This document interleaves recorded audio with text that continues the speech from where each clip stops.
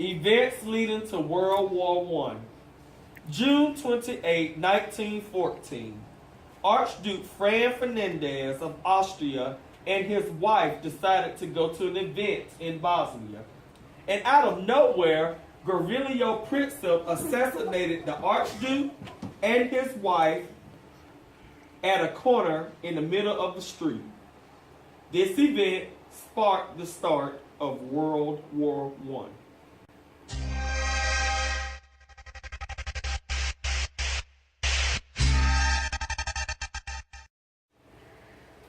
World War I and the events leading up.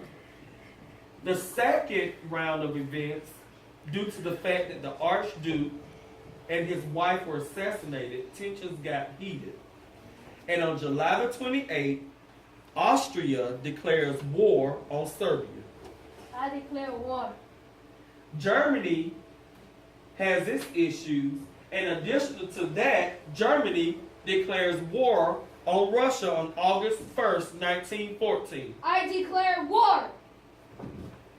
On August 3rd, Germany is not finished declaring war. They declare war on France. I declare war on you. They were not the only ones to declare war. Great Britain was angered by the events that happened, and on August 4th, 1914, Great Britain declares war on Germany. I declare war. Turkey, or the Ottoman Empire, was not sitting back and allowing these other countries to fight. So, on October 29, 1914, Turkey declares war on Russia. I declare war. These events and the declaration of war led to the First World War, and countries began to fight.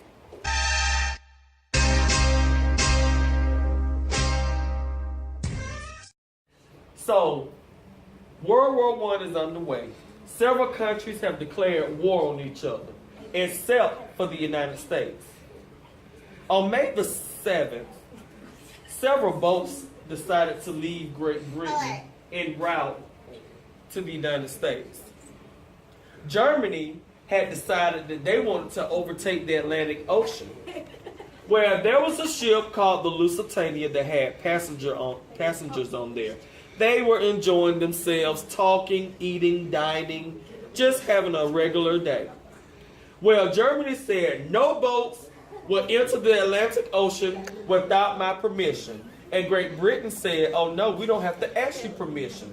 So the Lusitania was en route, and the German U-boats decided, you're not going to play by my rules? Then I'll show you. So, a German U-boat in the Atlantic Ocean decides to shoot a missile at the Lusitania, causing the Lusitania to sink, and the passengers died.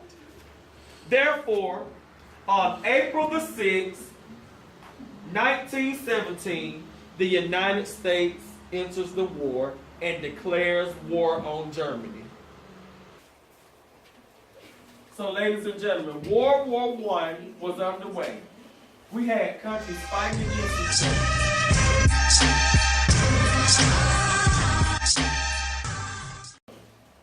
We had the Lusitania to sink.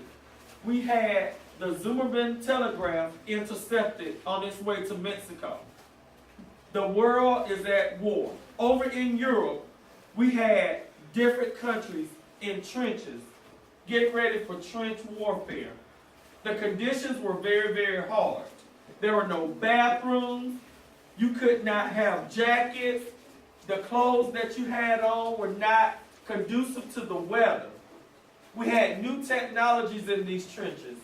We had new missiles. We had mustard gas.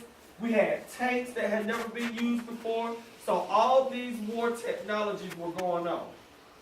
So, in 1917, the United States had to send troops. They sent troops to France, a city called Normandy. The United States sent their troops to the beach because in Europe is where they needed forces. The United States, they were there.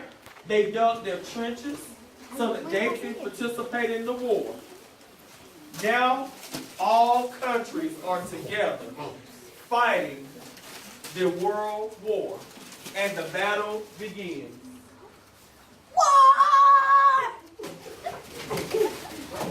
Countries fought. They fought, and they fought. They fought in the rain. They fought in the snow. No one entered no man's land. There were missiles flying. There were bombs flying. Conditions got worse. Thousands and thousands and thousands of people died. Families missing their soldiers. A lot of soldiers never saw their families again. This war cost the world a lot of money. They fought, and they fought, and they fought, until one day all the fighting stopped.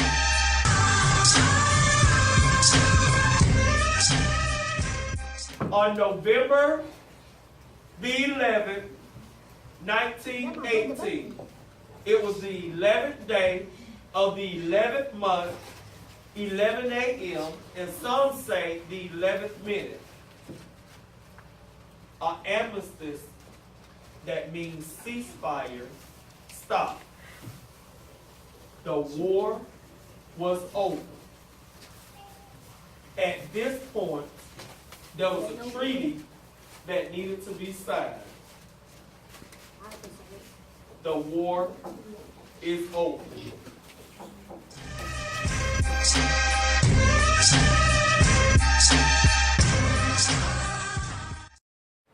World War I is now over. Countries had lost money. They lost people. The war caused us to go into this severe depression. Not only were the countries affected that fought, but there was a depression worldwide. We saw a depression in countries, we saw inflation, and we also see a revolution in Russia rise. We get together and we sign the Treaty of Versailles. This is an agreement that we will not fight anymore. Germany has to answer to a lot of things that they did during the war, and some of the other Central powered countries.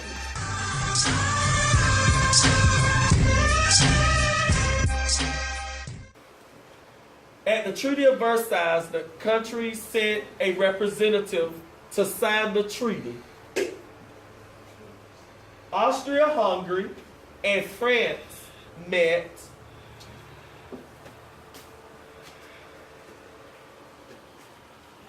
They agreed not to fight. They signed the Treaty of Paris.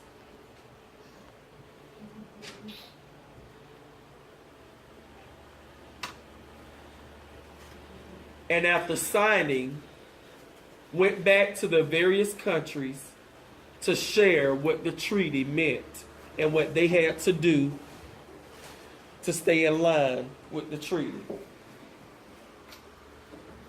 We had Italy and Turkey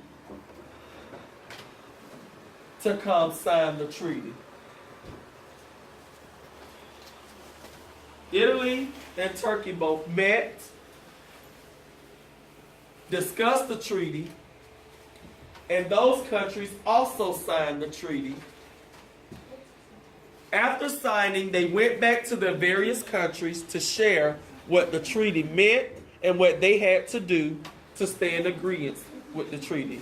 The United Kingdom and the United States and Russia all came to sign the treaty with Germany.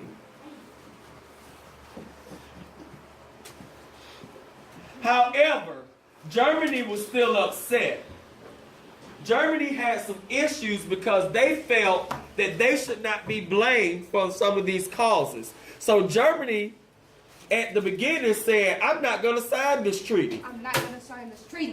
They felt that they didn't have to pay money. They felt that they didn't have to give up land. They felt that they were not to blame for the war. But at the end of the day, Germany just changes its mind and comes back and signs the Treaty of Versailles. However, Germany signs the treaty, they go back to their country, but we see a rise of Nazi Germany. We see the rise of Hitler, and we see the Nazi Party come into existence. World War I is over.